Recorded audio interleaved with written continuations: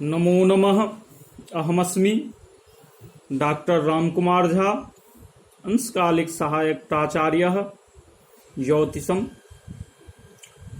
पूर्णिमा राम प्रताप संस्कृत महाविद्यालय बैगिनी दरभंगा। इदानीं मया शुभग्रहाणां केन्द्राधिपत्यदोषः प्रतिपाद्यते। सूर्यादि नवग्रहेषु गुरुशुक्रौ परम शुभग्रहो अस्त। चंद्रो बुधश्च स्थितिवशात् शुभाशुभौ भवतः इति भवन्तः जानन्त्येव। तेषां शुभग्रहाणां केन्द्राधिपत्यदोषः लघुपाराशरी नामके ग्रन्थे सम्यग्रूपेण प्रतिपादितः उपलभ्यते। तथा हि केन्द्राधिपत्यदोषस्तु बलवान् गुरुशुक्रयोः मारकत्वेऽपि च तयोर्मारकस्थानसंस्थिते बुधस्तदनुचन्द्रोऽपि भवेत्तदनु तद्विधः। नौरन्ध्रे सत्त्वदोषस्तु सूर्याचन्द्रमसोर्भवेत्।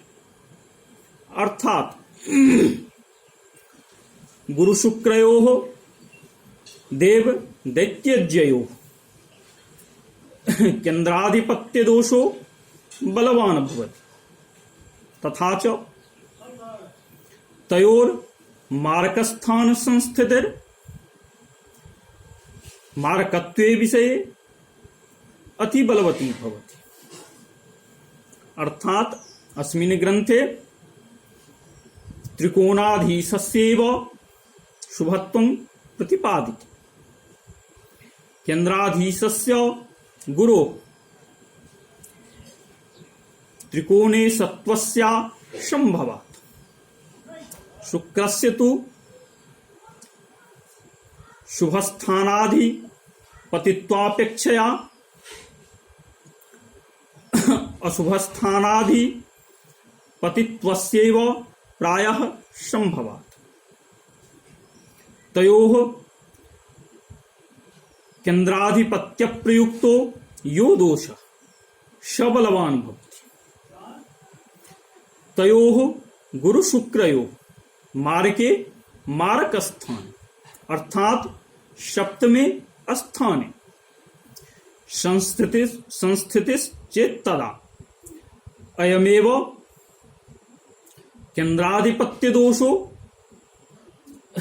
मारकत्वेऽपि च बलवान् भवेत्। तद् एतदुक्तं भवति।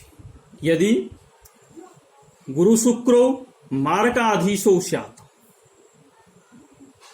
तदा प्रबलमारको अपि भवेताम् इति। यदि गुरुः सप्तमेशश्चेत् तदा चतुर्थ दशमान्यतर स्थानाधिपतित्वेन त्रिकोणाधिपतित्वाभावात् स्थानान्तरानुगुण्येन शुभत्वा संभवः। शुक्रो यदा सप्तमेशश्चेत् तदा द्वादश द्वितीयान्यतर स्थान पतित्वेन मारक फलस्यैव प्राबल्यं भवति। तेन तयोः विशेषेण शुभदत्वात् मारकत्वेऽपि प्राबल्यं स्यादेव। गुरुशुक्रापेक्षया बुधस्य अल्पशुभदत्वात् ततोपि चन्द्रस्य अल्पशुभदत्वात् क्रमशः बुधचन्द्रयोः अल्प मार्केशत्वमिति। अथ च सूर्या चंद्रमसोः रविचंद्रयोः रंध्रे सत्वदोषो न भवेत्, परंतु रविचंद्रयोर्दशायां बहुनां भाग्यहानि मारक क्लेशादि दर्शनात् पक्षोऽयं न आदरणीयः। तेन रविचंद्रयोः अष्टमी सत्वप्रयुक्तो दोषो न यदि भवेत्, अर्थात अष्टमे भवेत् तदेति भावः। पूर्वम अन्येषां भावाधिपतीनां त्रिकोणे सत्ववशात् शुभत्वम् उक्तम्, परं रविशशिनोः स्थानान्तराभावात् अष्टमी सत्वावस्थायां अष्टमस्थानस्थिति वशात् एव एतयोः शुभत्वं स्यादिति सूचितं भवति। अथात्र हिंदी भाषायां अर्थः प्रतिपाद्यते। बृहस्पति और शुक्र का केंद्राधिपत्य दोष बलवान होता है। यदि वे केंद्रेषु होकर मारक अर्थात सप्तम भाव में स्थित हो तो वे अन्य की अपेक्षा अधिक मारक होते हैं। इस प्रकार बृहस्पति और शुक्र सप्तमेश होने से प्रबल मार्केश होते हैं और इनसे अल्प बुध और बुध से अल्प चंद्रमा मार्केश होते हैं। यदि वे सप्तमेश हैं तब सूर्य और चंद्रमा अष्टम स्थान में भी यदि हों तो उनको अष्टमेश होने का दोष नहीं होता है, क्योंकि एक राशि के स्वामी होने के कारण अष्टमेश होकर वे त्रिकोणेश नहीं हो सकते। यहां पर गुरु व शुक्र केंद्र के स्वामी भी हो और मारक भाव में स्थित भी हो तो वे प्रबल दोषकारक होते हैं। केंद्र के दो भाव के स्वामी होकर गुरु प्रायः परम दोषकारक होते हैं। जैसे कन्या मिथुन धनु और मीन लग्न में होता है, वही उसका सप्तम स्थान में स्थिति प्रबल दोषावह होता है। इस प्रकार देखते हैं कि गुरु की दो राशियां केंद्र में पड़ती है, परंतु शुक्र की दो राशियां केंद्र में एक साथ पड़ना संभव नहीं है। फिर शुक्र को गुरु के साथ क्यों कहा गया है, इस पर यहां विचार प्रस्तुत कर। शुक्र की एक राशि अधिकतर लग्न से केंद्र में पड़ती है।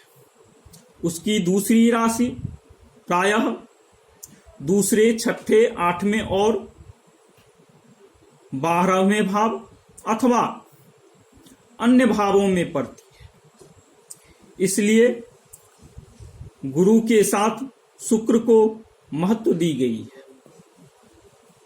वहीं बुध की 2 राशियां केंद्र में पड़ती है, जैसे मिथुन, कन्या, धनु और मीन लग्न में होता है। बुध केंद्रेश होकर मारक भाव में पड़ जाए तो वह मारक होगा। फिर भी गुरु व शुक्र की अपेक्षा उसमें मारक भाव कम होगा। इसी प्रकार चंद्र की एक राशि होती है, वह केंद्रेश होकर भी चतुर्थ व दशम में न्यूनतम अशुभ होगा। वहीं लग्न और सप्तम भाव में होकर अधिक अशुभ होगा। वह भी सप्तम में कर्क राशि का होकर मारक होता है। फिर भी वह बुध की अपेक्षा अल्प अशुभ होता है। यहाँ पर यह ध्यान देने योग्य है कि गुरु, शुक्र, बुध व चंद्र यदि केंद्रों में किसी अन्य राशियों में स्थित हो तो उन्हें मारकत्व की शक्ति नहीं मिलती। कुल मिलाकर यहां निष्कर्ष यह है कि केंद्रेश होकर केंद्रस्थित होने पर गुरु व शुक्र को, उसके बाद बुध और फिर चंद्रमा को मारकत्व प्राप्त होता है। केंद्रों में भी सप्तम पर विशेष ध्यान देना चाहिए। यहां इस बात पर भी ध्यान देना समीचीन होगा कि भाग्य स्थान के व्यय होने से अष्टमेश को अशुभ माना गया है। उसका अपवाद यहां यह कहा गया है कि सभी अष्टमेश अशुभ होते हैं, लेकिन सूर्य और चंद्र उससे मुक्त कर दिए गए।